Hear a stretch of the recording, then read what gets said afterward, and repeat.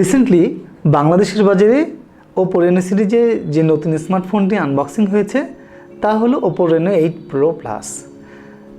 তার সাথে সাথে বাজারে 2022 সালে আরও অনেক স্মার্টফোন আনবক্সিং হয়েছে, রিলিজ হয়েছে। তো বন্ধুরা, আমরা স্মার্টফোন চয়েস করতে গিয়ে যে সমস্যাটায় পড়ি, কোনটি আমার জন্য পারফেক্ট হবে, আসলে কোন স্মার্টফোনটি আমি নিব, কোনটি আমার বাজেটে আমার সাথে অ্যাডজাস্ট হবে।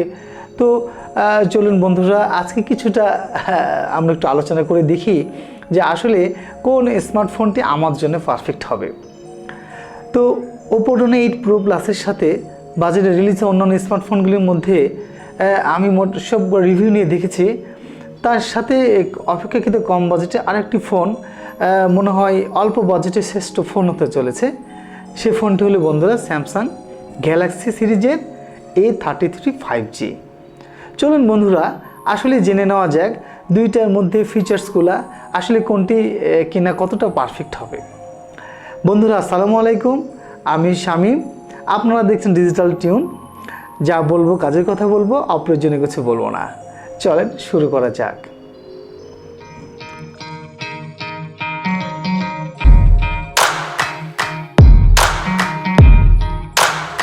বন্ধুরা, একটি ফোন কিনতে গিয়ে আমরা সাধারণত কয়েকটা জিনিস খুব খেয়াল করি।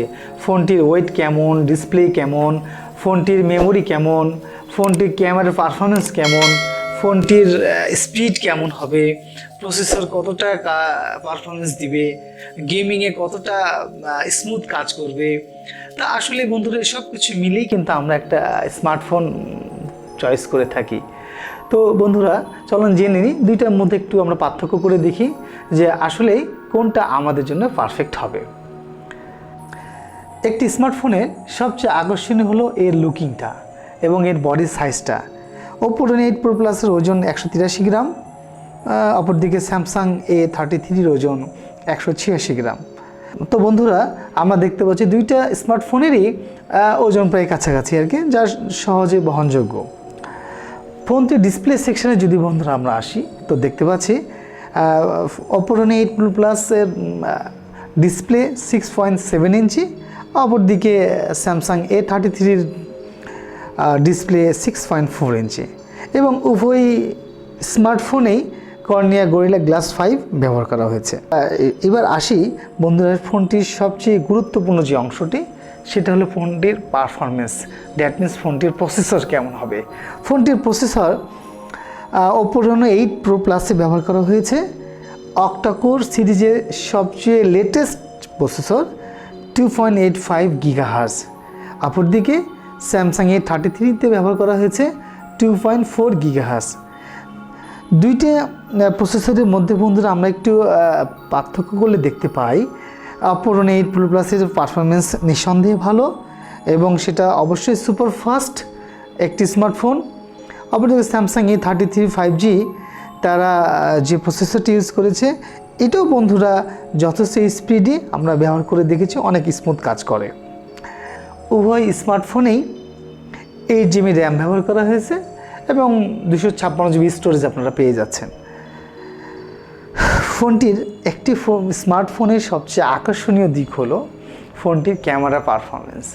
ক্যামেরা পারফরমেন্সে যদি আসি তো বন্ধুরা Oppo Reno8 Pro Plus-এর 50 megapixel rear camera ব্যবহার করা হয়েছে, সেইখানে Samsung A33 48 মেগাপিক্সেলের রিয়ার ক্যামেরা ব্যবহার করা হয়েছে। তো বন্ধুরা ছবির রেজুলেশনের দিক দিয়ে আমরা দেখেছি উভয় ফোনের রেজুলেশন প্রায় কাছাকাছি। ক্যামেরা সেকশনের আরেকটি গুরুত্বপূর্ণ অংশ সেটা সেলফি ক্যামেরা। সেলফি ক্যামেরাতে দুটো ফোনের মধ্যে পার্থক্যটা স্পষ্ট হয়েছে। Oppo Reno8 Pro Plus-এ ব্যবহার করা হয়েছে 32 মেগাপিক্সেলের সেলফি ক্যামেরা, যার দিয়ে আপনি খুবই চমৎকার আকর্ষণীয় স্মুথ পিকচার তুলতে পারেন। অপরদিকে Samsung A33-তে 13 মেগাপিক্সেলের সেলফি ক্যামেরা ব্যবহার করা হয়েছে। এটা মোটামুটি মানের সেলফি ওঠানো সম্ভব।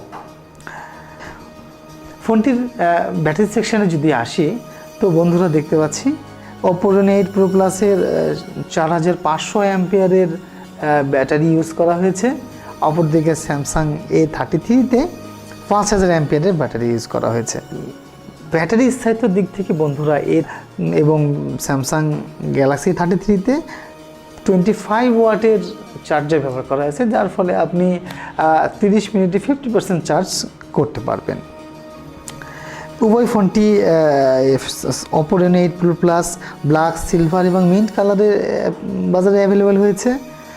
Samsung A33 black, white, blue এবং পিচ কালারে অ্যাভেলেবেল হয়েছে। বন্ধুরা, এতক্ষণের আলোচনা নিশ্চয়ই বুঝে গেছেন কোন ফোনটি আপনার জন্য পারফেক্ট হবে। তবে এখনও সিদ্ধান্ত নিতে বাকি কোন ফোনটি আমি নিব, কেননা ফোনটির বাজেট নিয়ে এখনও আলোচনা করা হয়নি। Oppo Reno8 Pro Plus-এর বাজেট বাংলাদেশি মার্কেটে 60,000 টাকা। অপরদিকে স্যামসাং গ্যালাক্সি A33 5G ফোনের প্রাইস রাখা হয়েছে 35,000 টাকা। আমরা যদি বন্ধুরা প্রাইস নিয়ে কথা বলে থাকি, তাহলে যদি প্রাইসটা কোনো ম্যাটার না হয়, সেক্ষেত্রে Oppo Reno8 Pro Plus-টা আপনার জন্য একটি দুর্দান্ত সেট হবে। অপরদিকে স্যামসাং গ্যালাক্সি A33 প্রাইস হিসেবে এই ফোনটি যথেষ্ট ভালো মানের।